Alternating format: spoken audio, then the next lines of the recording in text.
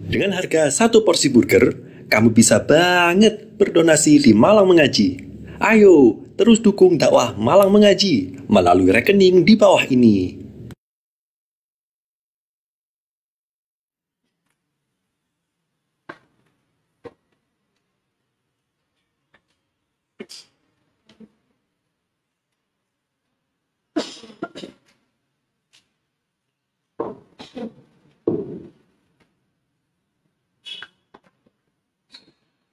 Assalamualaikum warahmatullahi wabarakatuh.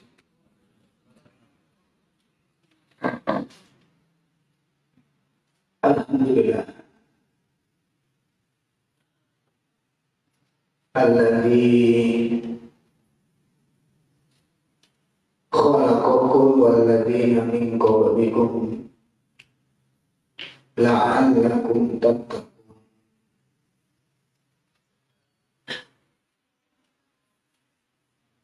Asyhadu an la ilaha illallah wahdahu la syarika lah wa asyhadu anna Muhammadan abduhu wa rasuluh. Ya ayyuhalladzina amanu taqullaha haqqa tuqatih wa la tamutunna illa wa antum muslimun.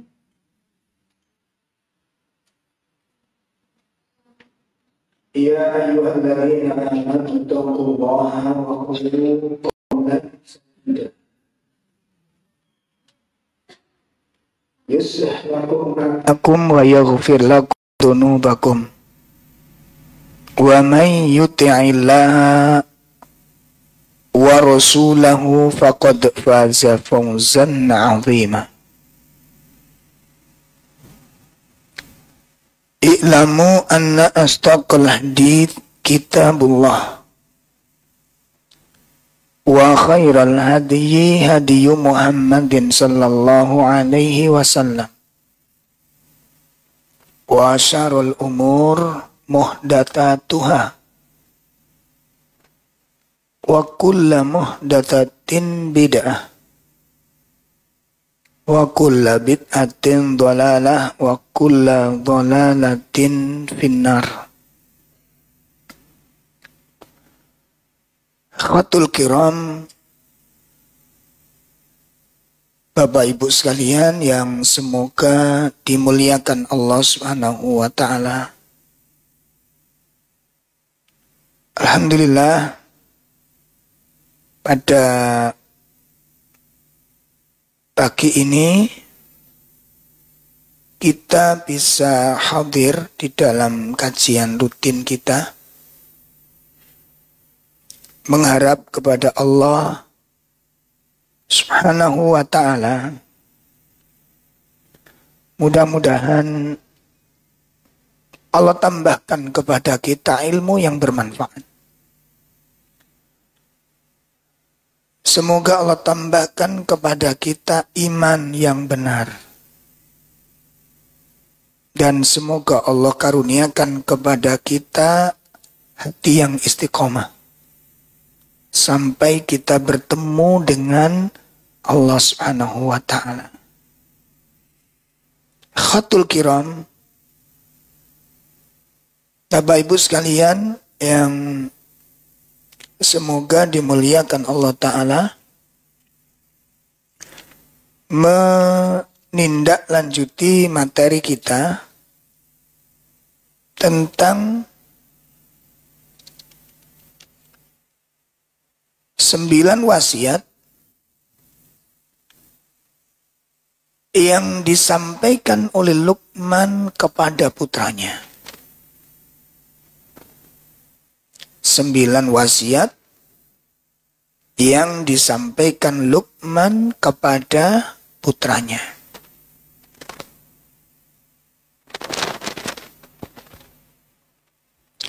Wasiat yang pertama mengandung 2 perkara. Perkara yang pertama adalah Luqman menasihatkan putranya untuk mentauhidkan Allah. Luqman memberikan nasihat kepada putranya untuk mentauhidkan Allah. Supaya memiliki akidah dan keimanan yang benar. Ini. Kenapa ternyata di dalam akidah yang benar, di dalam iman yang benar, itu tersimpan mutiara-mutiara yang istimewa, baik dalam untuk kehidupan dunia maupun untuk akhirat. Ya, jadi pengaruh iman yang benar, pengaruh akidah yang benar itu adalah maslahat fi hayataini. Ada dua kemaslahatan yang sangat besar. Akidah yang benar, iman yang benar, itu memiliki dua kemaslahatan dari dua kehidupan. Kemaslahatan dalam dua kehidupan. Yakni masalihud dunya. Yang pertama adalah kemaslahatan di dunia ini. Ya. Kemaslahatan di dunia ini. Dan yang kedua adalah maslahatul akhirah, masalihun fil akhirah. Itu kemaslahatan di akhirat. Ini supaya tidak rancu dan supaya tidak bimbang, supaya tidak ngambang, biar kita betul-betul memetik buah akidah sehingga nanti kita pegang erat-erat akidah itu. Di antaranya apa? Maslahat di dunia ini. Di antara kemaslahatan dunia yang paling terasa, yang paling agung, dan yang paling ditunggu-tunggu oleh setiap orang adalah hayatan thayyibah. Hayatan thayyibah, penghidupan yang baik.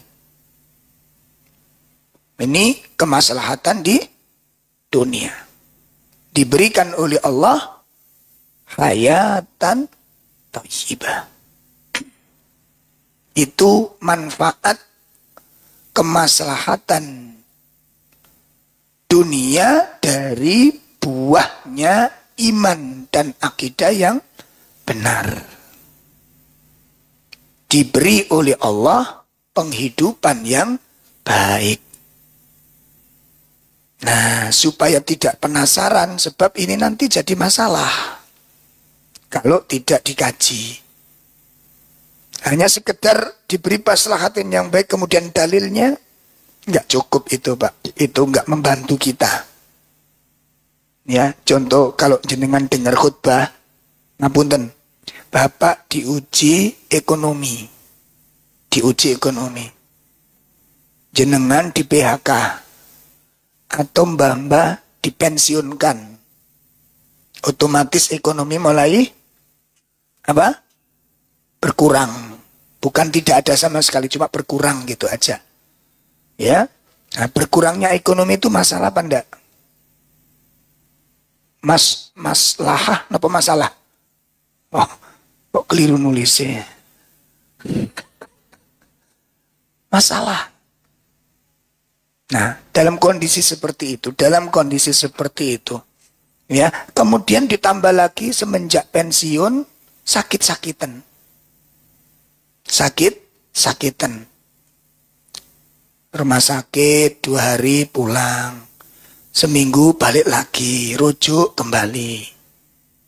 Opname lagi 3 hari, balik lagi. Ganti istrinya yang masuk. Nah, kalau dalam kondisi seperti ini, kemudian jenengan hadir di dalam khutbah Jumat, sholat Jumat, terus sang khotib mengatakan, di antara orang-orang yang diberikan yang keistimewaan iman adalah orang yang beriman akan diberikan kehidupan yang bahagia oleh Allah. Materi seperti ini nyantol nggak ke kita? Dalam? Masuk nggak? Terasa nggak? Kita benarkan nggak materi itu? Khotib mengatakan di antara keistimewaan iman adalah orang yang beriman dan beramal soleh diberikan penghidupan yang baik. Dia akan tenang dan bahagia.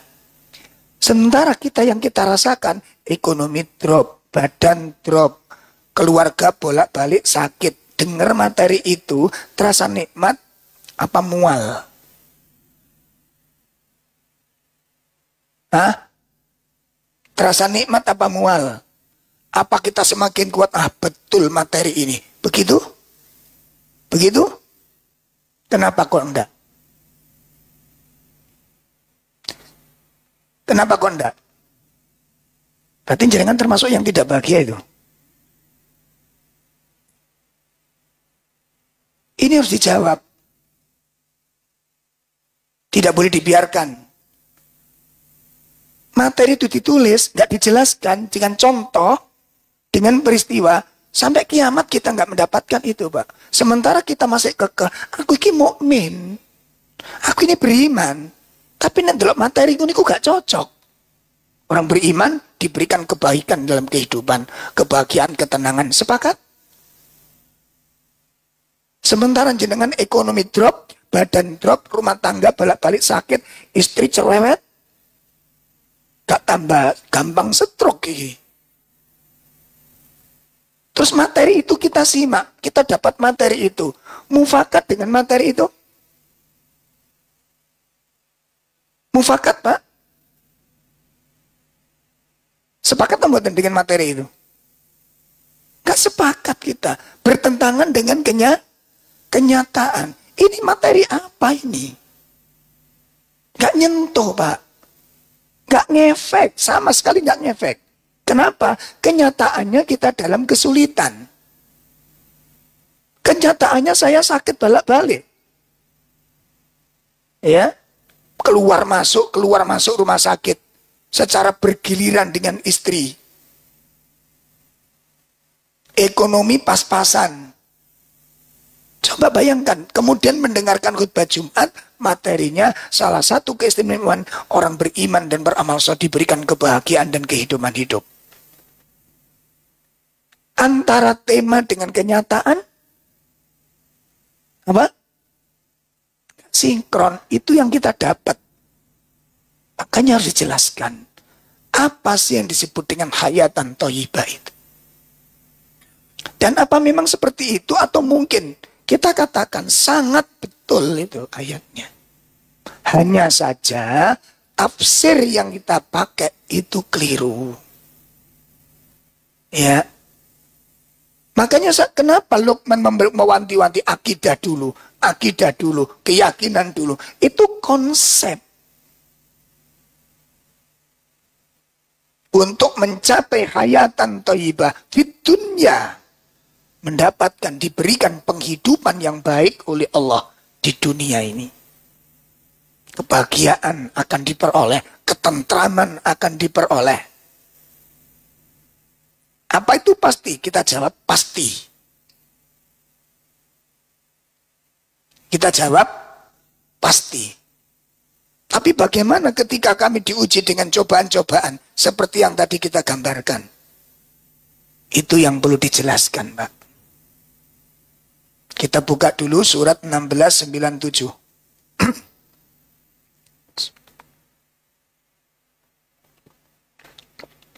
Surat 16. Surat 16 ayat 97. Sudah ketemu? Ibu-ibu sudah ketemu, Bu?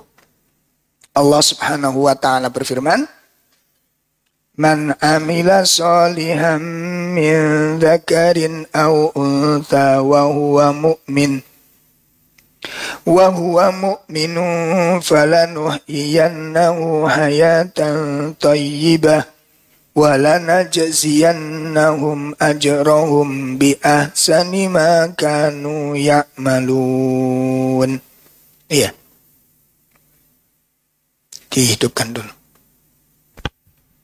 Barang siapa yang mengerjakan amal soleh, baik laki-laki maupun perempuan dalam keadaan beriman, maka sesungguhnya akan kami berikan kepadanya kehidupan yang baik, dan sesungguhnya akan kami beri balasan kepada mereka dengan pahala yang baik dari apa yang telah mereka kerjakan. Ini sudah saya ringkas di ayat ini. Allah berikan kehidupan yang baik fi hayata ini, dalam dua kehidupan.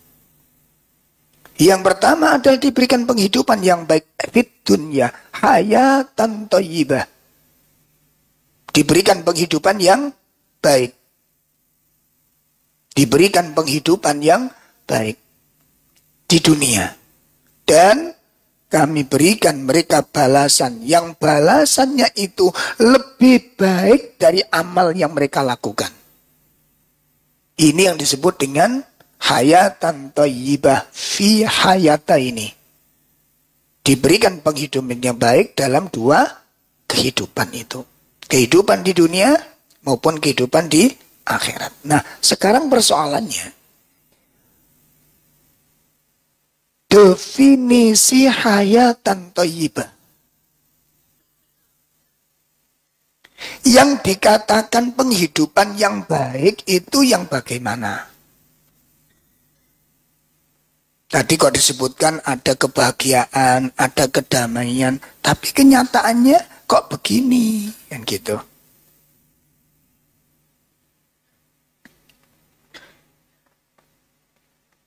Penghidupan yang baik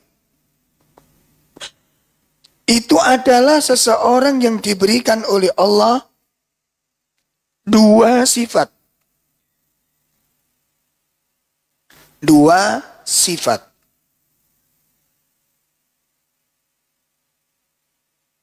Seseorang diberikan dua sifat. Lah, dua sifat ini bersumber dari satu keyakinan. Dari sebuah keyakinan.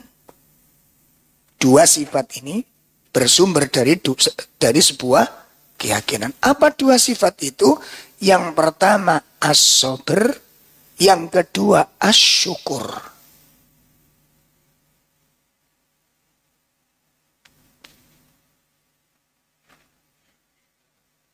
Yang kedua as-sabr, yang pertama as-sabr, yang kedua as-syukur.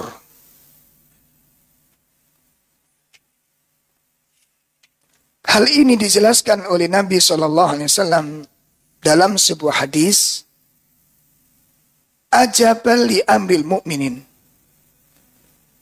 Ajabal li amril mu'minin.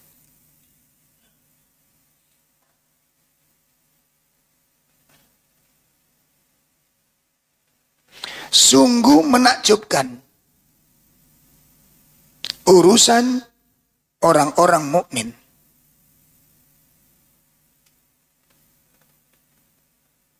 Sungguh menakjubkan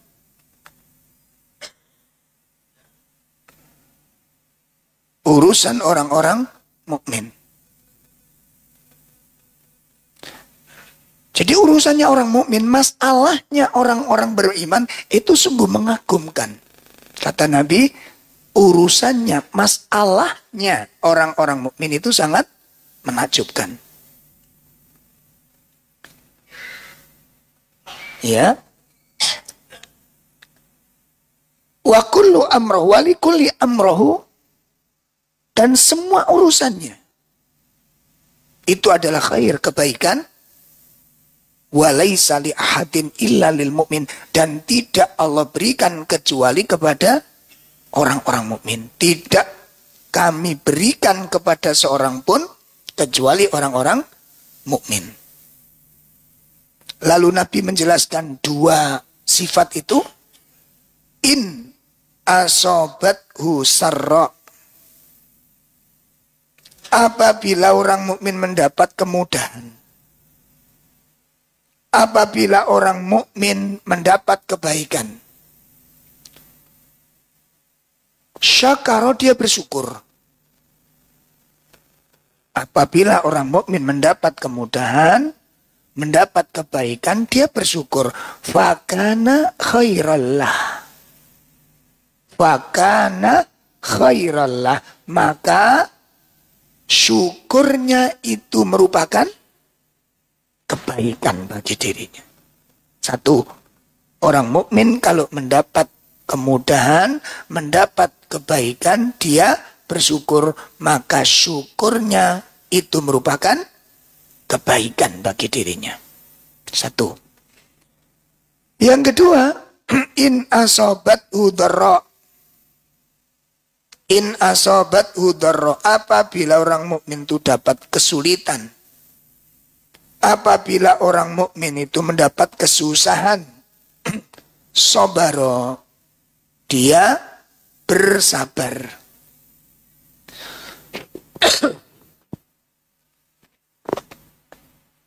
Apabila orang mukmin mendapat kesusahan, dia bersabar. Maka fakana khairallah. Sabarnya merupakan kebaikan baginya. Pun dua sifat tadi apa saja? Satu, syukur. Yang kedua, orang hidup itu kan nggak keluar dari dua kemungkinan nih. Kalau nggak seneng, susah.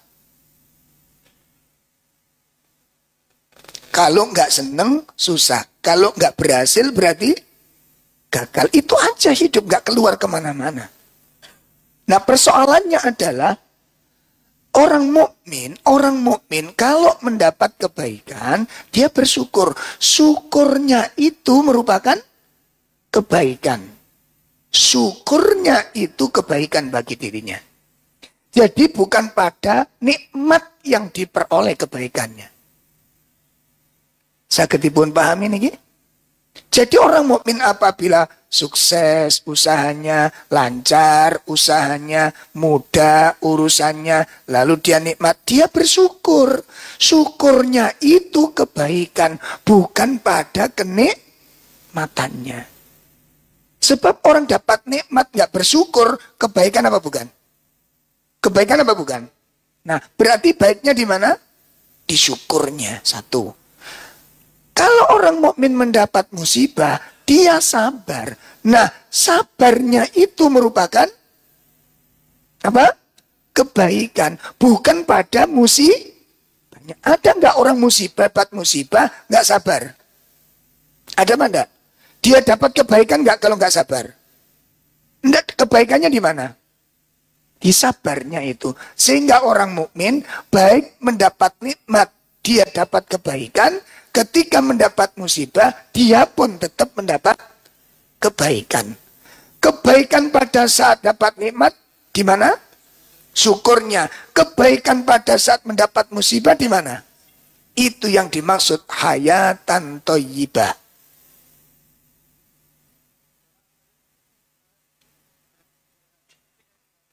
Angge. Yang depannya kosong langsung maju, Pak. Yang depannya kosong langsung maju.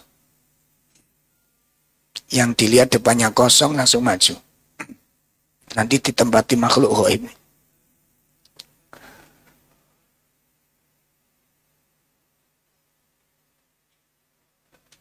Ya, kita lihat di situ. Nah, persoalan muncul. Kalau nikmat syukur itu gampang. Dapat nikmat syukur itu gampang. Dapat musibah sabar itu yang butuh perjuangan. Di situ kita ditantang dengan perkara tersebut. Akankah saya dapat kebaikan? Dari mana kita dapat kebaikan? Kalau kita nggak sabar. Sementara sabar kita pada saat mendapat musibah itu kapan? Kebaikan yang kita peroleh, kebaikan yang kita dapat saat mendapat musibah, itu pada sifat apanya? Sabarnya. Persoalannya untuk mengantarkan pada kesabaran itu yang perlu penjelasan. Bagaimana kita bisa sabar dengan adanya musibah itu? Tadi sudah saya sampaikan di awal. Di mana kuncinya? Iman. Di mana kata kuncinya? Akidah yang benar. Terletak pada akidah yang benar. Kita angkat satu kisah saja dan mohon dikembangkan. Pernah dengar kisah Sumayyah, seorang wanita yang mendapatkan syahid pertama kali. Seorang wanita yang solihah, yang teguh, yang tangguh, yang sabar. Wanita itu istri dari sahabat Yasir. Istri dari sahabat Yasir. Namanya Bu Yasir.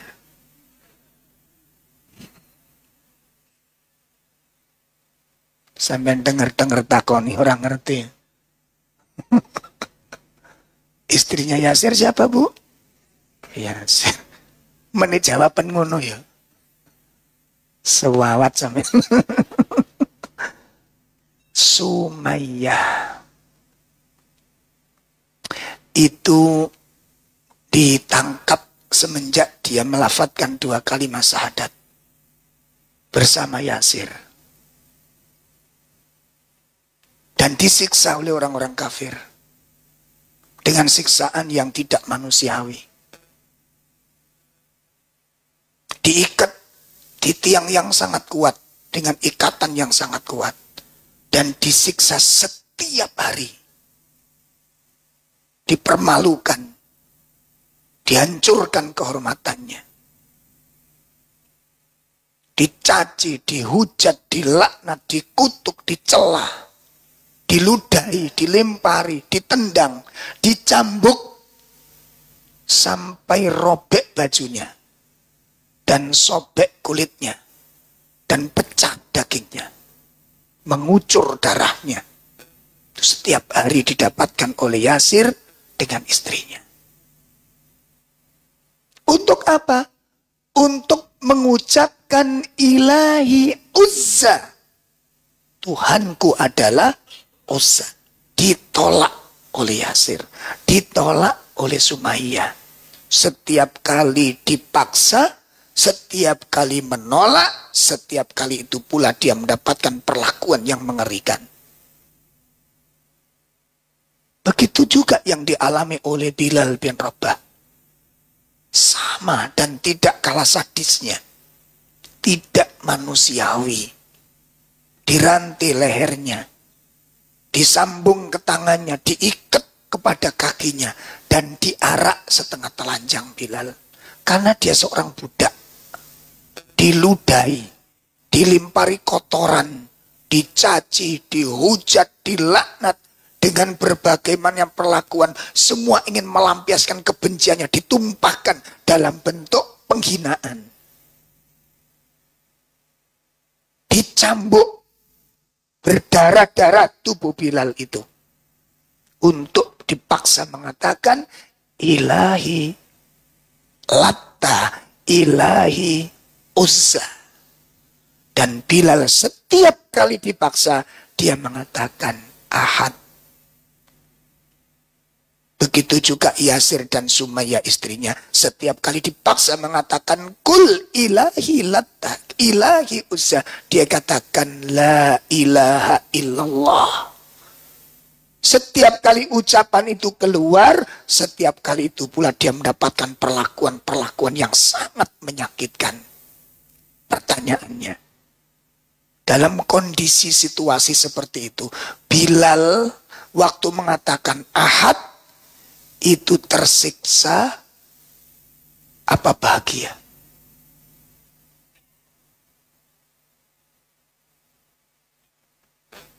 dalam kondisi seperti itu, Pak. Kelaparan. Sudah memang dilaparkan, dia disiksa oleh tuannya. Dia akan dikasih makan, minum, dijamu. Kalau mau berkata, ilahi lata, katakan satu kali aja, aku jamin hidupmu ini. Setiap kali ditawarkan begitu, Bilal mengatakan, ahad. Begitu ahad keluar dari lisannya, cambuk, siksa, tendangan, lemparan dialami oleh Bilal. Persoalannya, saat kondisi begitu Bilal mengatakan itu, Bilal itu menderita atau bahagia? Bapak jangan ragu-ragu jawabnya, pastikan dengan kebenaran jawab itu. Bahagia atau menderita? Bayangkan, bagaimana dia merasa bahagia? Apa kira-kira yang dirasakan oleh Bilal? Dan itu terungkap saat Bilal sudah merdeka, dibeli oleh Abu Bakar, kemudian menjadi muadzin Rasulullah, dan menjadi pasukan Rasulullah SAW, dan kemudian iman Islam itu jaya, Islam dalam kemenangan, Bilal duduk termenung meneteskan air matanya. Saat kondisi sudah aman, tentram, sentosa, Bilal nangis. Apa Pak? Merindukan cambukan-cambukan itu. Saat aku dicambuk, saat itu mengatakan ahad, itu kelezatan yang tidak bisa dibayangkan. Kenikmatan yang tidak pernah kurasakan kembali. Aku rindu dengan kalimat itu. Ini kalimat bahagia atau menderita? Dari mana?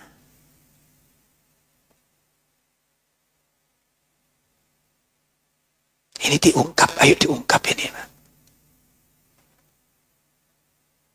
Kok bisa kita mengatakan bahagia? Dihina. Lawang kita dihina saja sudah mencap-mencap. Jenggote merotoli kabeh. Baru diomongi, kamu aliran sesat. Merotoli kabeh jenggote ini. Ada apa? Belum diludahi kan? Pernah diludahi? Apa yang kita rasakan? Ada sesuatu yang gak ada di hati kita. Tapi rumangsane koyo wis ono. Iman. Betulkah sudah kita miliki itu? Betulkah itu sudah kita miliki? Betulkah sudah ada di hati kita itu? Iman.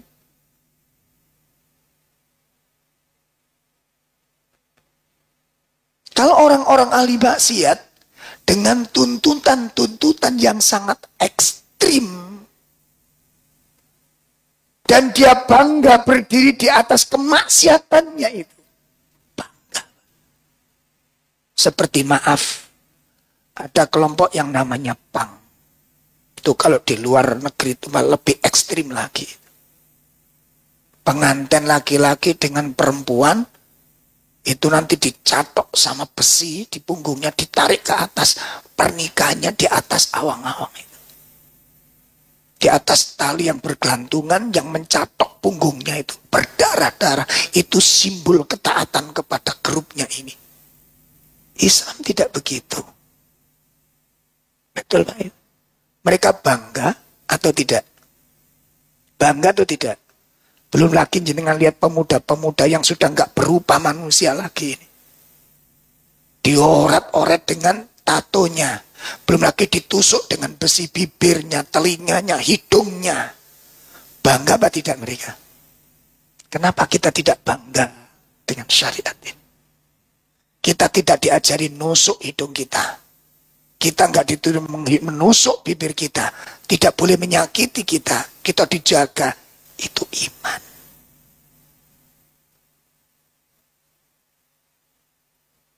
Itu keyakinan. Itu akidah.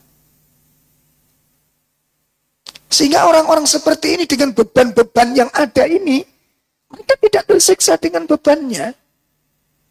Mereka tidak tersiksa dengan bebannya. Seperti Bilal diludahi, dicaci. Pertanyaannya, Bilal merasa terhina? Dalam? Atau bangga dengan diludahi, dicaci, ditendang, dilimpari kotoran, itu tidak mempengaruhi sama sekali Bilal. Tidak ngefek ke Bilal. Kenapa? Karena di hati Bilal itu ada sebongkah keyakinan yang begitu kuat dia pertaruhkan. Makanya pada puncak-puncaknya Bilal itu ditawari, sudah stres majikannya Pak, depresi majikannya. Akhirnya mereka mengambil jalan yang sangat halus. Bilal, ini semua aku sayang kepadamu, aku sangat mencintaimu, aku berharap kebaikan atasmu. Nah, sekarang apa sebenarnya yang kamu inginkan? Apa kamu gak ingin merdeka? Kalau kamu ingin merdeka, aku merdekakan. Aku bebaskan kamu jadi budakku ini. Dan kamu bebas menentukan hidupmu. Kamu nikah dengan wanita yang kamu cintai. Kami pilihkan nanti wanita yang paling kamu cintai. Dan aku jamin seluruh kebutuhan keluargamu. Dengan catatan satu syaratnya. Cabut kalimat ahadmu itu. Apa kata Bilal, Pak? Tuan, badan Bilal ini milik Anda. Tubuh Bilal ini milik Anda. Karena saya budaknya Anda. Kalau Anda perintahkan kepada Bilal, ya Bilal, masuklah kamu kepada kobaran api. Kalau ada kobaran api lalu Anda bilang ke saya, masuk ke kobaran api, saya akan masuk. Saya akan masuk karena badan ini milik Anda. Saya harus patuh kepada Anda. Saya harus taat kepada perintah Anda. Kalau Anda suruh saya masuk ke dalam kobaran api, saya akan masuk. Tapi kalau Anda mengatakan saya harus mencabut kalimat tauhid, kalimat ahad, hati ini milik Allah. Hati ini milik Allah, bukan milik Anda. Ini kalimat penderitaan atau kalimat kebanggaan. Kesengsaraan atau ketenangan. Kok bisa? Kuncinya di mana ini, Pak? Keyakinan. Itu yang disebut dengan hayatan thayyibah. Kenapa Bilal begitu sabar? Karena ada yang diincar dalam keyakinan itu. Sakit yang dialami, tumpahan ludah penghinaan yang dia rasakan begitu di hadapan khalayak kampung Quraisy. Dihina, dicaci, dicemooh, dihujat. Itu nggak ngefek. Kenapa? Karena di hati Bilal mengatakan, hamba yang paling mulia itu adalah hamba yang bertauhid kepada Allah Subhanahu wa taala. Surga yang dijanjikan. Kalaupun dunia kayak begini, ini ya begini, ini dunia.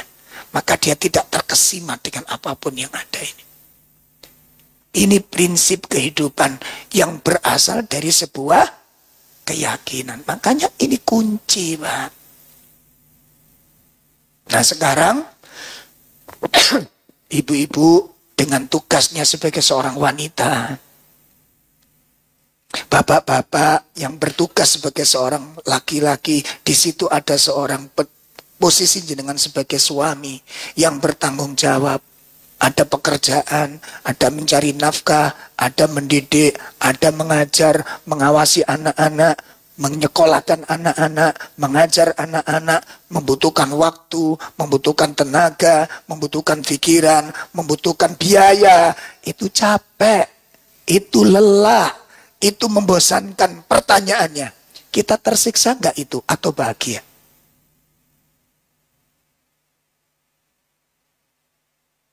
Tergantung dari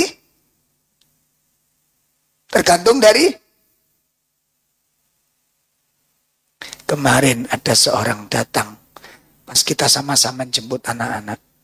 Ini putra keberapa, Mas? Ini putra sekian, Ustadz. Oh, Masya Allah. Yang satu di sana. Lula, mencetat kono mencetat ya, Ustadz. Coba apa sebenarnya sih opo kepaksa, Pak. Ya apa mana katanya. Terus konsekuensinya itu anak akeh.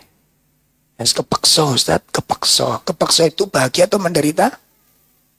Nah. Ada bapak-bapak punya anak 4, nyekolahkan anaknya. Kalau jemput beda-beda jam. Oh jadi ngelari-wari. Ya Ustadz harus dijalani saja memang konsekuensinya. Nah, gimana lagi? Wong memang umiknya juga nggak mungkin riwari kasihan umiknya, nanti kasihan istri saya. Wis tak kancani mari kerja, metu dulu, kemudian jemput anak, balik lagi, nanti jam sekian balik lagi ke sini lagi, wantri lagi. Ya capek, mudah-mudahan itu menjadi pahala saya. Bahagia atau menderita? Jenengan yang mana?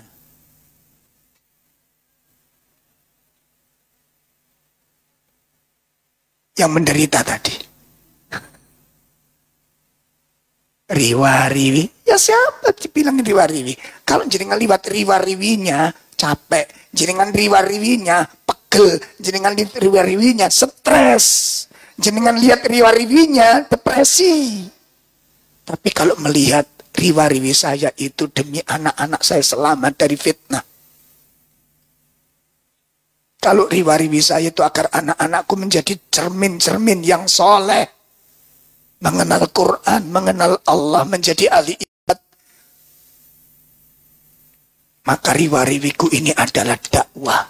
Riwa-riwiku ini adalah ibadah. Riwa-riwiku itu adalah jihad. Riwa-riwiku itu adalah amal soleh. Rugi? Rugi? Ini berangkat dari mana? Berangkat dari mana? Ada enggak di hati kita itu? Bu, saya yakin suami Anda ini menunya macam-macam. Ada ibu-ibu yang punya suami yang neriman banget. Jadi kalau istri masak lodeh itu cukup 4 hari sudah nggak masak. Diingat, gitu ya. Sampai teman-teman istrinya datang ke rumah. Masak apa mbak? Wis gak masak mbak. Lalu gak masak gimana? Lah aku masak lodeh. Bojoku katanya tak buat gak oleh. Nah terus ya wis bojoku nguniku dikelamutik jenol. Emang dia enak tambahan. Ya Allah enak mbak. Sampean kayak gini. Bojoku iku ngecau mas mbak. Masa esok lodehku sore ganti sayur maneh. Kacau mas. Enak sampean bojo sampean. Ngeriman. Bu, kalau punya tipe-tipe yang prasmanan, suami yang prasmanan begini.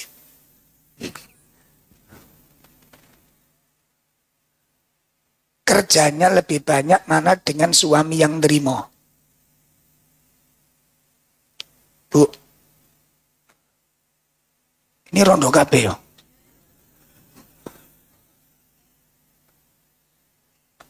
Kalau Anda punya suami yang nerimo dengan yang ngecemes tadi, kerjanya lebih banyak yang mana?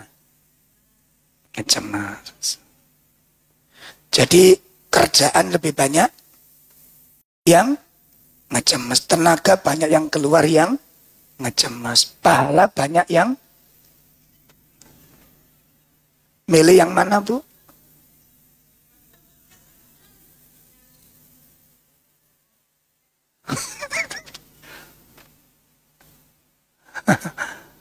Salah. Tuh asalnya di sini Pak, akidah makanya. Makanya kenapa ulama dulu akidah? Kenapa ulama dulu akidah? Kenapa memperbaiki masalah akidah? Perbaiki akidah. Hatimu, pikiranmu, akalmu melihat sesuatu itu sengsara atau tidak, itu berasal dari apa yang kamu yakini. Sampun jelas? Sampun jelas? Urusan ini ringan, urusan ini berat, itu tergantung keyakinanmu. Nek keyakinan kita kuat, utuh, makanya ketauhidan itu dioncek sing tenan. Sehingga menghasilkan karya-karya yang menakjubkan seperti ini. Menghasilkan jiwa-jiwa yang tangguh, pikiran-pikiran yang cerdas, jiwa-jiwa yang lapang, akal-akal yang jernih. Itu dari tauhid yang murni. Makanya permasalahan apapun mereka santai menghadapinya. Selalu gampang, nggak ada urusan di hadapan orang mukmin urusan jadi sulit itu. Karena selalu dikaitkan dengan apa yang diharapkan dari Allah Subhanahu wa taala. Ada yang diincar. Makanya kalau hidup itu ada yang dicari, ada yang diharapkan. Urusan-urusan yang sulit itu akan menjadi mudah. Beban-beban hidup itu akan menjadi ringan. Seperti doa yang dibaca oleh Nabi SAW. Allahumma qsim yakinan. Allahumma qsim yakinan. Berikan aku keyakinan. Ma tuhawwinu maso'ibat dunya. Ketika keyakinan sudah masuk ke dalam hati, musibah-musibah dunia itu akan terasa ringan. Ya, musibah-musibah dunia itu akan terasa ringan. Dengan adanya apa? Keyakinan. Ini efek pengaruh daripada tauhid. Pengaruh daripada tauhid. Makanya orang yang bertauhid kepada Allah itu rojaknya lebih kuat dari pesimisnya. Keyakinannya lebih tangguh daripada optimisnya, lebih kuat daripada sifat pesimisnya. Itu jadinya orang-orang tangguh, tenang. Insya Allah.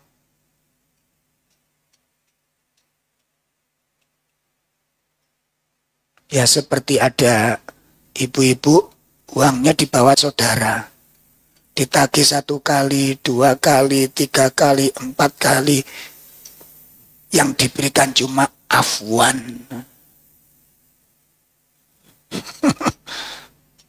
Sudah kata suaminya, wes gak usah diparani lagi nih. Yo gak ngono ya, ini duit kita. Karena ditagih terus afwan yang keluar. Wong saya nggak butuh afan, saya tuh butuh fulus. Sudah biarin aja nanti, kata suaminya. Istri tetap ngotot, enggak ini hak kita. Sudah, jenengan cuas capek, jenengan cuas, wes diringankan saja. Coba kalau suami istri sejalan seide, sama-sama lapang, ini nggak memungkinkan kayak seperti ini. Maka lepaskan, selesai urusan. Pertanyaannya, uang kita hilang apa enggak?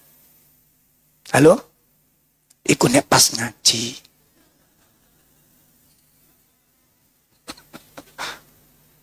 But, duit sing dibawa orang harusnya orangnya hilang. Duitnya hilang apa enggak? Bu? Enggak jadi. Hilang apa enggak? Itu keyakinan berasanya. Benahi akidahmu, akan bahagia hidupmu. Kuatkan keyakinanmu, akan mendapatkan sakinah di dalam kehidupanmu. Jadi jangan digambarkan kalau yang namanya sakinah, bahagia, ketenangan, itu selalu seperti yang digambarkan. Tidak, ini keliru. Kacamata yang dipakai keliru. Kebahagiaan hidup bukan dari keadaan, tapi dari suasana iman yang ada di dalam hati. Sahabat utama, sahabat yang paling sering disebut di dalam hadis Nabi. Miskin, sering kelaparan, sering pingsan. Siapa? Siapa? Abu Hurairah. Kenapa kok beliau sering kelaparan? Jarang kerja Abu Hurairah. Karena takut kehilangan hadis Nabi SAW. Makanya sering ditemukan pingsan di bawah mimbar Rasulullah. Dibolak-balik ternyata Abu Hurairah pingsan, kelaparan. Ini.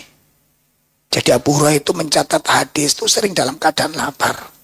Pingsan. Lah kita nyatat hadis. Pingsan gara-gara kekenyangan. Ngaji koyok ngene iki. Teklak, tekluk. Masa aku bengok-bengok koyok ngene iki sampean sik merem nek kebajut. Suasana ini suasana yang kurang baik ini. Isis, ilir-ilir. Apalagi berangkat tadi sarapan kenyang, Mbak. Sudah. Golek sendian ning pojokan ya. Ya tinggal baca saja bismikallahumma amutu wa ahya. Ayo, akidahnya dibangun. Dijaga tauhidnya. Termasuk membangun negara besar ini. Termasuk memperbaiki kerusakan yang sudah semerawut ini. Dari mana? Akidah. Akidah. Makanya ibu-ibu kalau punya karyawan, ibu kayaknya punya pembantu, dikasih waktu untuk ngaji. Tidak ada kerugian. Sedikit pengorbanan. Anda keluar, ya mas, kita ada waktu ya yang bagus hubungannya dengan karyawan. Nanti karyawan itu membayangkan rumah Anda itu kayak rumah sendiri. Dijaga, dibagusi gitu. Ya, dikasih sarung yang nggak punya sarung. Kasih jilbab, wanita yang nggak punya jilbab. Terus kasih waktu untuk belajar. Ayo kita belajar bareng-bareng. Hilangkan tabir antara majikan dengan pembantu. Hilangkan tabir itu. Bagaimana caranya pembantu menganggap Anda itu orang tua yang kedua bagi mereka. Begitu Anda kasih tempat untuk belajar, sewenang mereka. Ketika akidah sudah masuk ke dalam hati mereka, ketika akidah sudah masuk ke dalam jiwa mereka, Anda tinggal kemana saja, rumah tangga Anda akan aman. Kenapa? Nah, karena karyawan sudah diliputi rasa takut kepada Allah. Dan memiliki sifat muraqabah. Apa muraqabah? Apa muraqabah? Selalu merasa diawasi oleh Allah. Kalau orang sudah memiliki dua sifat, muraqabah dan khosyah, selalu merasa diawasi oleh Allah. Selalu dalam pengawasan Allah, dalam penglihatan Allah, dalam pemeliharaan Allah Ta'ala. Dan punya rasa takut, melahirkan sifat apa? Melahirkan sifat apa? Sifat amanah, sifat hati-hati, sifat terpercaya, itu menjadi karakternya. Kenapa? Akankah orang yang takut kepada Allah, akankah orang yang selalu merasa diawasi oleh Allah, berani mencuri? Berani menipu? Berani berbohong? Berani berkhianat? Tidak. Semua sifat-sifat buruk ini yang sekarang menjadi watak masyarakat negara kita ini, itu karena hilangnya akidah di hati mereka. Itu karena sudah hilangnya akidah dan keyakinan di hati mereka. Nggak ada yang ditakuti, nggak ada yang dikhawatirkan. Baik Bapak Ibu, ini nasihat pertama Luqman kepada anaknya. Maka diwanti-wanti di situ. Karena itu ketentuan hidup, kebahagiaan hidup dari sana. Lihat dua istri Nabi Ismail. Istri yang pertama, istri yang gampang sambatan. Ada yang begitu, Pak? Istri jenengan yang di rumah? Kalau ada yang sambatan, siapkan yang kedua. Enggak, ini Nabi Ismail.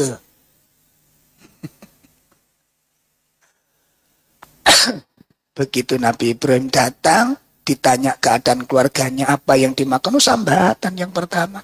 Kami dalam kesulitan, kami dalam kesengsaraan, kami dalam kebosanan. Bukan karena nggak ada yang dimakan, rumongso bosen. Bukan karena nggak ada yang diminum, karena nggak ada rasa syukur. Makanya dia merasa menderita, merasa kurang cukup dan macam-macam.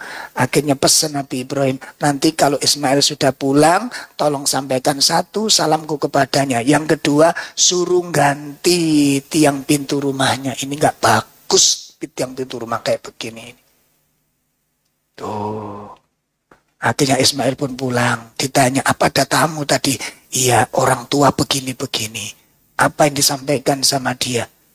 Orang tua tersebut, orang tua itu salam buat Anda. Yang kedua, katanya suruh ganti tiang pintu rumahnya. Katanya kurang baik. Padahal ya istrinya itu. Akhirnya Nabi Ismail menjawab, dia adalah orang tuaku. Dia adalah Nabi Ibrahim. Dan tiang pintu rumah itu adalah kamu. Sekarang kamu pulang. Tuh. Ya, dievaluasi istri siapa dia.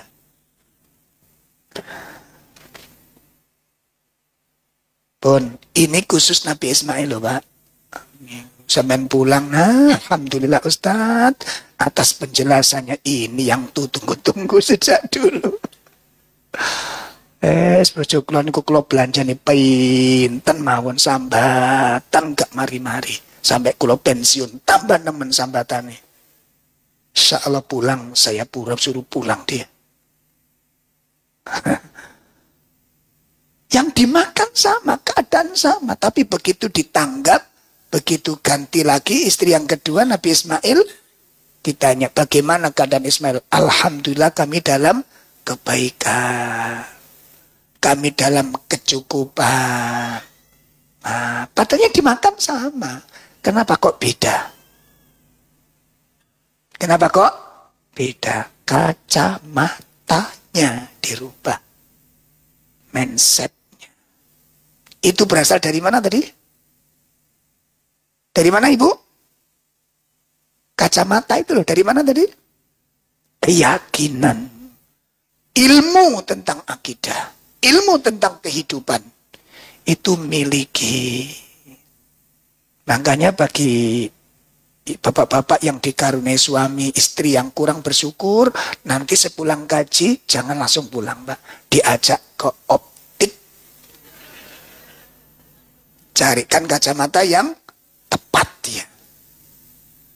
Ini kayaknya kacamatanya perlu diganti istri-istri kayak begini. Jangan istrinya yang diganti, jangan, kasihan dia. Yang kedua, kandungan nasihat dari Luqman kepada anaknya. Yang kedua, kandungan.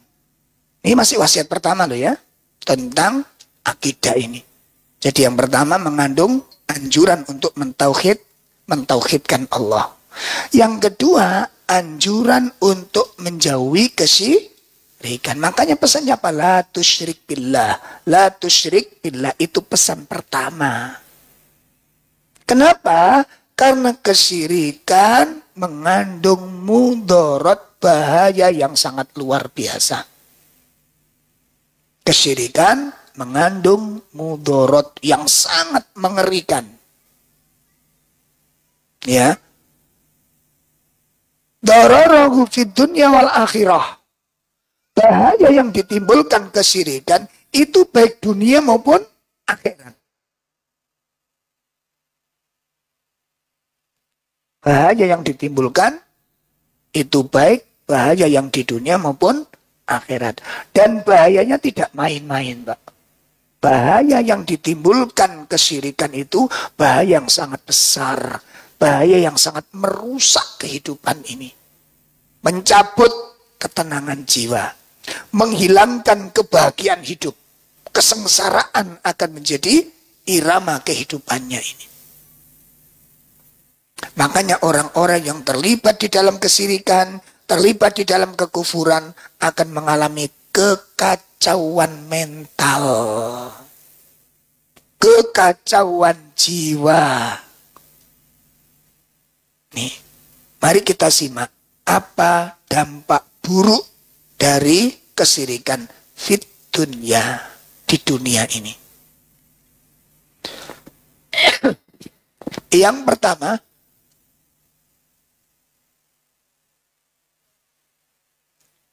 di antara dampak buruk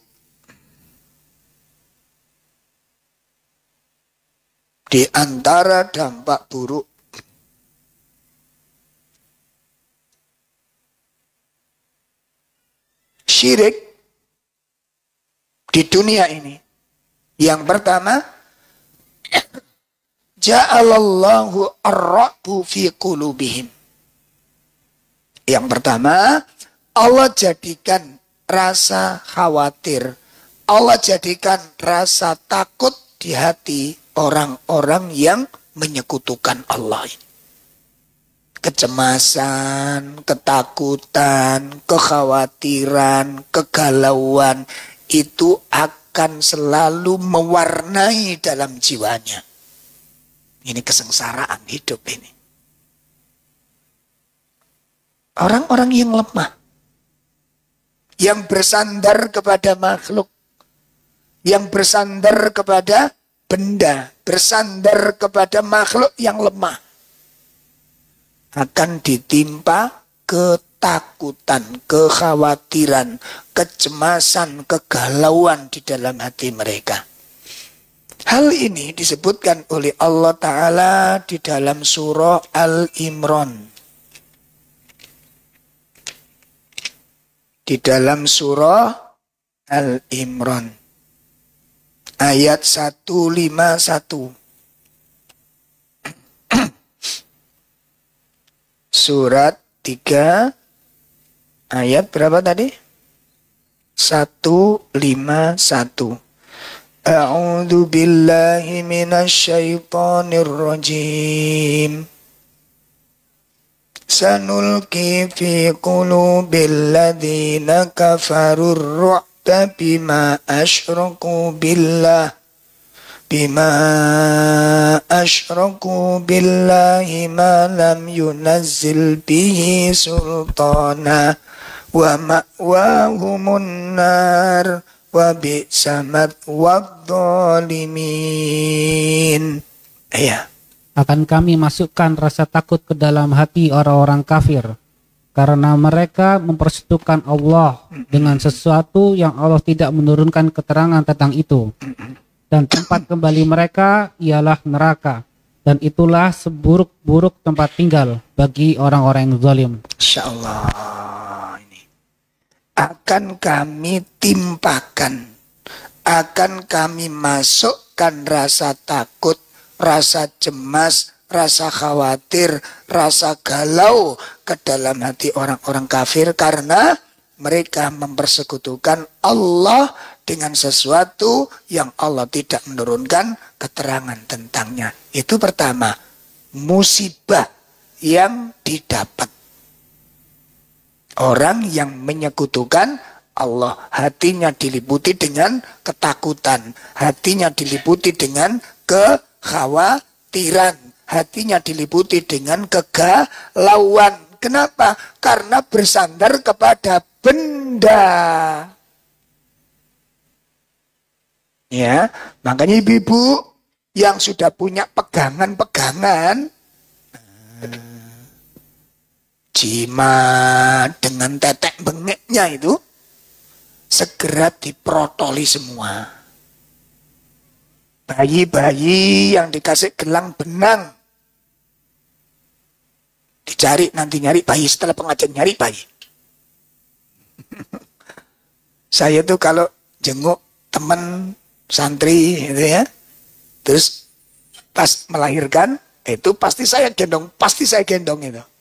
Soalnya mesti anak benangi, Mas. Nek ngono pohon apa itu namanya? Otok. Pohon otok kecil itu dirunce, diiris-iris, nanti dipakai gelang bayi itu. Ya. Itu saya protoli. Saya gendong, tajak keluar. Nah, karena digendong Ustadz, seneng, Pak. Saya gendongnya, oh Masya Allah, doanya Ustadz, nggih, kalau suwe ngono. Akhirnya saya ajak keluar, tak protoli, gelang tak buang sudah. Tak serahkan, deh kita doakan, mudah-mudahan dijaga oleh Allah. Akhirnya Mbak bingung, loh gelangnya teng pundi? Saya tanya, gelang apa Bu? Napa nggih gelang anu niku? Kak wani ngomong. Nggih. Nggak bagus, saya bilang, nggak bagus. Selama gelang ini, anak ini terancam, bukan terjaga. Selama anak itu dikasih kalung, atau kadang-kadang apa ya, bungkusan gitu, dibungkus dengan kain kafan, yaitu raja-raja. Raja itu tulisan Arab, bisa diambil dari Asmaul Husna, bisa diambil dari ayat Quran, Mbak. Nanti diprotoli. Contoh, Al-Hafidh, itu Asmaul Allah sang penjaga. Lah kalau nanti masuk dunia kitab mujarobat, itu nanti dipreteli jadi raja, ditulis di kain kafan atau kayak kertas putih polos, ditulis Al-Hafidh tapi diprotoli, alif ditulis 3 kali, alif alif alif, nanti berikutnya lam lam lam, ha ha ha, alif alif alif, fa terus itu sampai Al-Hafid, cuma tulisannya diprotoli, terus dibungkus kain kafan, terus dijahit, ditemplek nang kene kaose, dadi koyok Joko Sembung. Ada nggak itu? Ada nggak? Subhat muncul. Ini kita ambil dari Asmaul Husna. Ini kita ambil dari Asmaul Husna. Ini kita ambil dari Al-Quran. Apa Ustadz berani mengkufurkan Al-Quran? Nek memang itu diambil dari Al-Quran untuk menjaga diri begitu. Saya tanya, siapa yang paling tahu kemanfaatan Al-Quran? Siapa? Rasul yang paling tahu. Apa Rasul mengajarkan begitu? Sehingga waktu perang itu sahabat-sahabat pakai itu semua. Supaya terjaga dari gangguan orang kafir. Apa Nabi mengatakan demikian? Mengajarkan demikian. Tidak satu pun sahabat dipakaikan seperti itu oleh Nabi. Sajan sing lebih lengkap nih Pak daripada sak cuil, sak potong. Mending Qur'annya sampean bungkus tinggu kalung. Itu malah ketok gede nih. Lengkap sempurna 30. Serem deh. Insya Allah jenengan jadi tawaduk nanti pakai palung itu. Soalnya kabotan. Yang ngajari begitu siapa? Yang makanya kita tanya, yang paling tahu fungsinya Al-Quran ini siapa? Kalau memang Nabi, kenapa Nabi tidak buatkan itu buat para sahabatnya? Kenapa? Apa Nabi tahu nggak tahu? Baru ditemukan abad ini fungsinya itu. Nabi nggak ngerti. Hei, ayo. Kita tidak akan mengingkari Quran. Cuma kalau sudah seperti itu, bagaimana konsekuensinya? Itu subhat yang muncul. Berarti mereka menganggap ini mau menyekutukan Quran. Ini subhat yang dipakai. Ya, termasuk doa menghilang itu. Ada surat Yasin itu. Bapak baca, bapak menghilang. Masya Allah. Enak masuk warung nggak bayar, Pak. Insya Allah. Kapan Nabi menggunakan? Sekali. Itu pun atas dasar perintah dari Allah. Kapan itu digunakan? Saat Nabi keluar rumah, berangkat untuk hijrah. Sekali itu saja. Dan tidak pernah digunakan oleh Nabi setelahnya. Surat apa? Gue nang sampean pasani, Pak. Surat Yasin itu. Ayat berapa itu? Nah, surat 35, 36, ayat 9 atau berapa itu? Nah, itu ketemu itu. Nah, ayat 9. Nah, wa ja'alna min baini aydihim saddan wa min khalfihim saddan fa aghsaynahum fahum la yubsirun. Dan kami jadikan di hadapan mereka sekat dinding dan di belakang mereka juga dinding dan kami tutup mata mereka sehingga tidak dapat melihat kamu. Makanya ketika Nabi keluar, orang-orang kafir kayak ketiduran di depan Nabi itu. Kapan itu digunakan? Hah? Nah, kalau memang ayat ini berfungsi untuk selamanya, kenapa waktu perang Nabi nggak menggunakan? Lalu disampaikan kepada para sahabat, sahabat baca surat Yasin ayat 9. Oh, ketok pedang itu Pak. Iya apa tidak? Iya apa tidak? Kenapa tidak digunakan oleh Nabi? Karena Allah tidak menyuruh. Kenapa Nabi harus bersembunyi di goa? Enggak menggunakan ayat ini. Kenapa? Apa Nabi enggak ngerti fungsinya? Lalu hari ini ditemukan ulama hari ini mengatakan ini fungsinya, ayatnya ada. Begitu. Saged dipahami lagi? Itu yang disebut dengan syubhat. Kerancuan menggunakan ayat-ayat Al-Quran. Padahal tidak seperti itu fungsinya.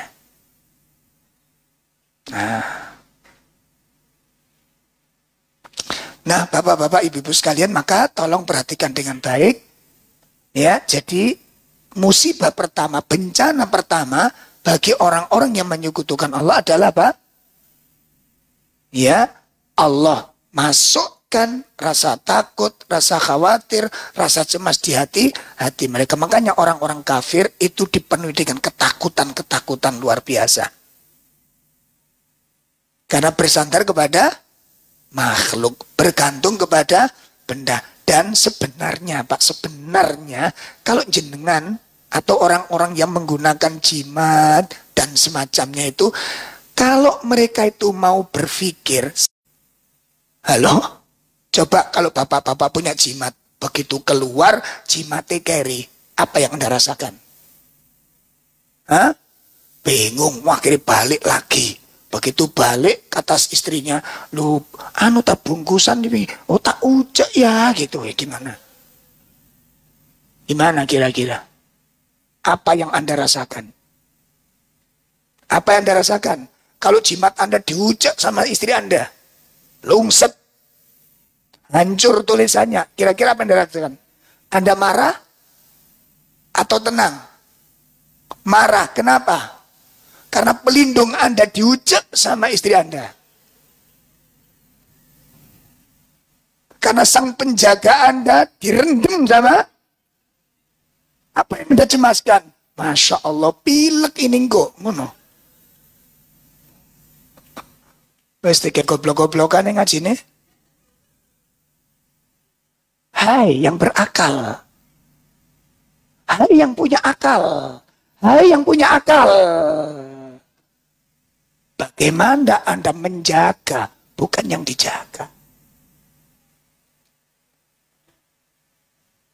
Pun itu yang pertama, Pak. Bencana Allah akan timpakan ketakutan di hati mereka. Yang kedua apa? Nah, ini yang lebih mengerikan lagi. Bencana di dunia bagi orang-orang yang menyekutukan Allah. Apa? Sayu'aridullahu an. Dia akan ditinggalkan oleh Allah. Na'udzubillah.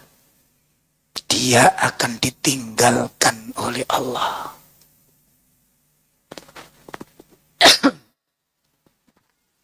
Berdasarkan sebuah hadis Nabi SAW yang diriwayatkan oleh Imam Tirmidzi, Imam Ibnu Majah, Imam Ahmad.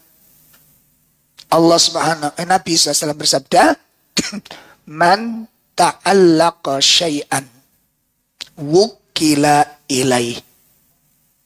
Barang siapa yang bergantung kepada sesuatu. Barang siapa yang bergantung kepada sesuatu.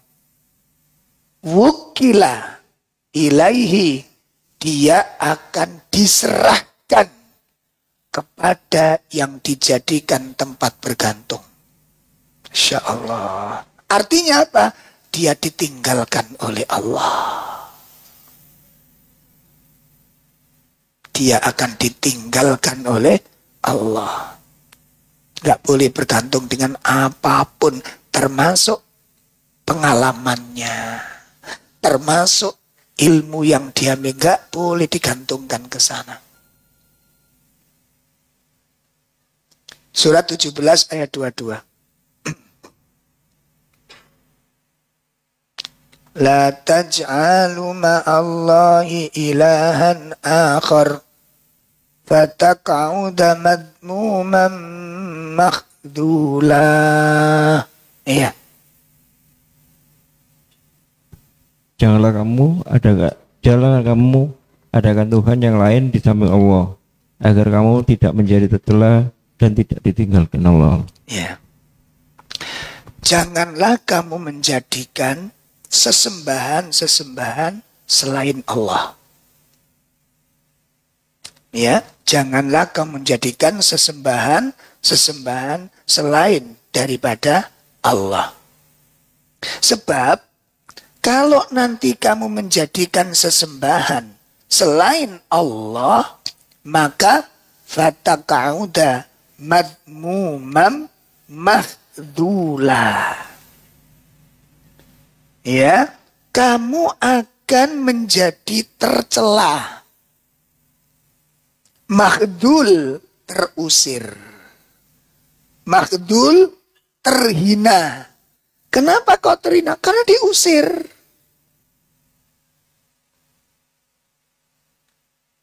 Syekh Nasir As-Sa'di di dalam tafsirnya,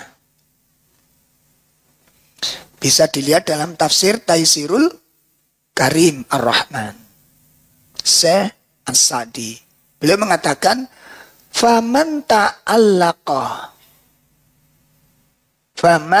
ta'allaqa bi ghairi, barang siapa yang bergantung kepada selain Allah, fahuwa makhdul, maka dia terhina, terusir dia.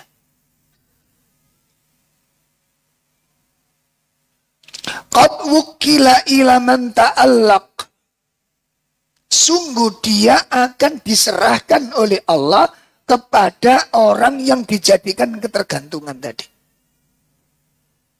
Barang siapa yang bergantung kepada selain Allah, dia akan terhina, dan sungguh Allah akan serahkan dia. Wukila, dia diserahkan oleh Allah kepada man ta'allaq, orang yang dijadikan tempat bergantung, sesuatu yang dijadikan tempat bergantung.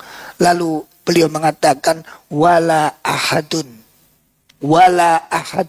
tidak seorang pun, kata beliau, wala ahadun, tidak seorang pun, minal khalqi, dari makhluk ini, siapapun dia, malaikatkah dia, nabikah dia, orang alimkah dia, tidak seorang pun dari makhluk ini yanfa'u ahadan, yang bisa memberikan manfaat kepada seseorang.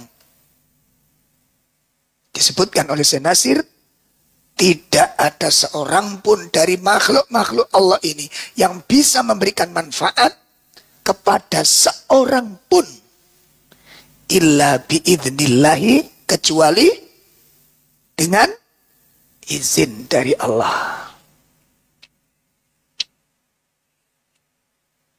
Hatta al-anbiya au minal malaikah, ya,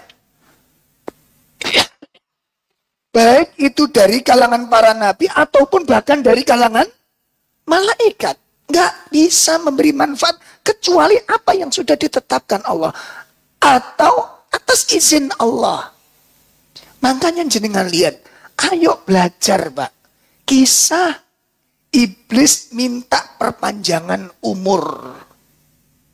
Pun tolong dijawab dengan tegas. Dijawab dengan tegas, tanpa ada syak. Saelek-elek kula ambek sampean, saelek-elek kula ambek sampean dibanding iblis, apik pundi, Pak? Halo, sampean kok ragu-ragu toh, Pak? Mosok apik iblis, Pak? Halo, sing temen kok.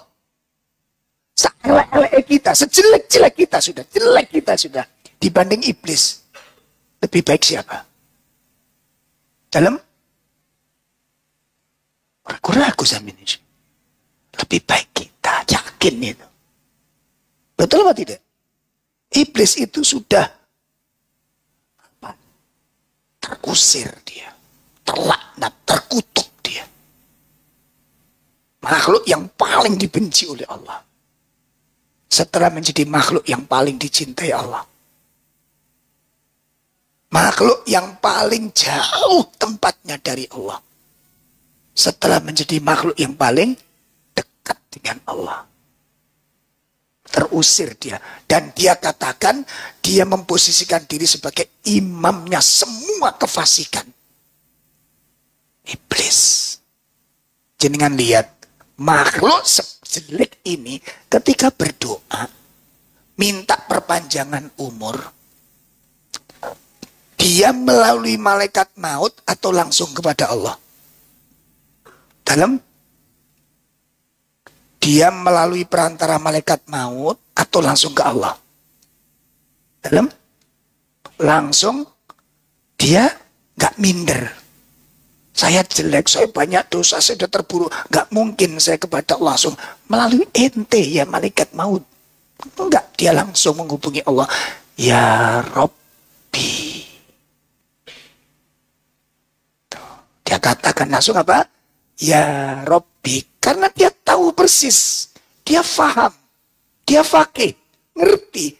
Malaikat maut bukan penentu panjang dan pendek umur. Malaikat hanya bertugas mencabut. Siapa yang dicabut? Dia bukan penentu memanjangkan dan memendekkan umur. Makanya dia tidak melihat malaikat maut untuk minta perpanjangan umur. Malaikat sejelek apa? Iblis sejelek itu pede ketika berdoa. Lah wong kita sih lebih lumayan loh Pak. Gitu? Kita sholat, kita puasa, kita berusaha untuk menjauhi hal yang buruk. Ya kadang-kadang ya taatlah kepada iblis jarang-jarang gitu ya. Allah gitu. Terus kita menjadikan makhluk-makhluk yang lain sebagai tempat bersandar. Maka beliau mengatakan tidak seorang pun yang bisa memberi manfaat pada orang lain kecuali dengan izin Allah. Dan para nabi juga mengatakan demikian kepada umatnya ini. Coba kita lihat pernyataan yang besar dari Rasulullah SAW di surat Al-A'raf 188. Surat Al-A'raf 188. Pernyataan Rasulullah SAW bahwa beliau tidak bisa mendatangkan manfaat, tidak bisa menghilangkan mudarat sedikit pun kepada siapapun, kecuali apa yang sudah ditentukan oleh Allah. Sudah ketemu? Surat 7188. Silakan.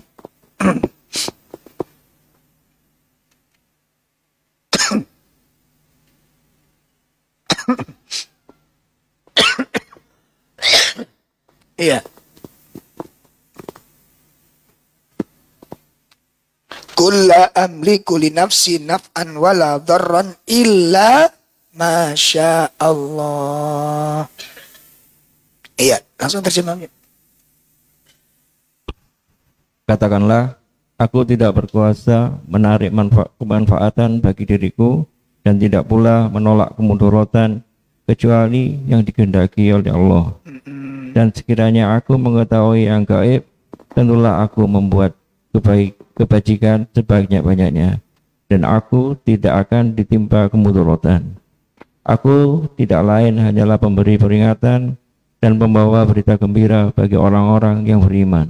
Perhatikan, ini pengakuan Rasulullah SAW yang diperintahkan oleh Allah Ta'ala. Nabi disuruh berkata, Nabi suruh nyampaikan supaya umatnya selamat. Supaya umatnya selamat. Apa kata beliau? Kul, katakan Muhammad, la amliku li nafsi naf'an.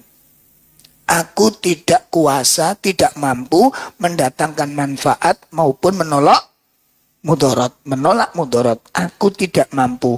Bagi diriku sendiri, memberi manfaat kepada diriku, aku nggak bisa. Menolak bahaya pada diriku, aku nggak bisa.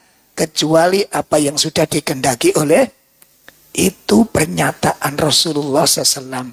Sementara di beberapa bacaan syair, itu minta Nabi itu penyelamat dari semua masalah. Bacaan syair yang kemudian dikemas itu katanya bacaan sholawat, katanya begitu, padahal itu syair, beda dengan sholawat.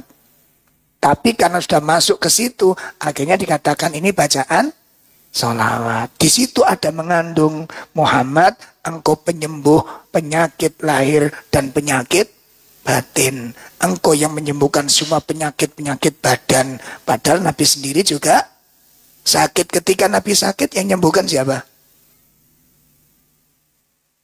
Sampun jelas nih. Bon, ini yang kedua. Orang yang berbuat syirik akan ditinggalkan oleh Allah. Dampak kesirikan yang kedua. Yang ketiga. Yang ketiga akan dikuasai oleh musuh-musuhnya. Na'udzubillah. Nah ini rahasianya ini Pak. Kenapa umat Islam yang tadi kita bahas 80% kok bertekuk lutut di hadapan orang kafir. Diatur oleh mereka, dikuasai mereka. Ternyata ini rahasianya. Kenapa? Umat Islam melakukan perkara yang sangat mengerikan. Apa itu, Pak? Syirik. Dijelaskan dalam sebuah hadis yang diriwayatkan oleh Imam Ibnu Majah. Nanti bisa dilihat di dalam hadis-hadis, dilihat nanti mungkin di YouTube atau di Google, ya, tentang 5 musibah. 5 musibah itu dari dosa. Nabi menyebutkan salah satu dari 5 musibah itu, walam yang kudu ahdallahi wa ahda rasulih. Apabila umat ini merusak perjanjian dengan Allah. Apabila umat ini merusak perjanjian dengan Allah dan perjanjian dengan Rasulnya. Melainkan Allah akan serahkan dia kepada musuhnya dan musuh itu mengambil sebagian apa yang mereka miliki. Insyaallah. Ya. Walam yang kudu ahdallah wa ahda rasuli illa sallatallahu alaihim aduwan min ghairihim. Barang apabila umat ini merusak perjanjian dengan Allah, merusak perjanjian dengan Rasul, melainkan Allah serahkan umat ini kepada musuh-musuh mereka. Dan musuh-musuh itu mengambil sebagian apa yang dimiliki oleh orang Islam ini. Berarti kalau hari ini umat Islam dikuasai orang kafir, ya kemudian hartanya diambil orang kafir, kekayaannya dikuras oleh orang-orang kafir, itu disebabkan itu siksaan dari Allah akibat perbuatan syirik. Nah, makanya orang-orang yang sekarang jihad terhadap kedoliman, pertanyaannya, kedoliman yang paling dolim niku napa? Lah kok malah didadekno bolone? Dan kok dibiarkan? Kok nggak dicegah perbuatan ini? Selama ini tidak dijelaskan, jangan pernah mimpi untuk terbebas dari kehinaan dan penguasaan dari orang-orang kafir ini. Selama kita belum membebaskan diri dari kesyirikan dan ini tidak dijelaskan ke umat, jangan pernah mimpi bisa selamat dari cengkeraman orang-orang kafir. Jadi dampak yang ketiga tadi apa? Akibat kesyirikan. Ini di dunia, masih di dunia ini, masih di dunia. Apa dampaknya? Diserahkan, akan dikuasai oleh musuh-musuhnya. Masya Allah, ini. Baik Bapak Ibu, ini waktunya sudah habis. Jam 8.42 sekarang. Ini kita nanti ngaji di Babus Salam di Batu. Jadi waktunya cukup sampai di sini dulu dan tidak ada soal jawab sementara. Ya. Yang sudah disiapkan soalnya disimpan saja, nanti dirunding sama suaminya. Mudah-mudahan diberikan solusi yang terbaik dari semua masalah yang kita hadapi. Mudah-mudahan menjadi ilmu yang bermanfaat dan semoga menjadi amal yang diterima oleh Allah Subhanahu wa taala. Subhanakallahumma wa bihamdika asyhadu an la ilaha illa anta astaghfiruka wa atubu ilaik. Assalamualaikum warahmatullahi wabarakatuh. Dengan harga 1 porsi burger, kamu bisa banget berdonasi di Malang Mengaji. Ayo, terus dukung dakwah Malang Mengaji melalui rekening di bawah ini.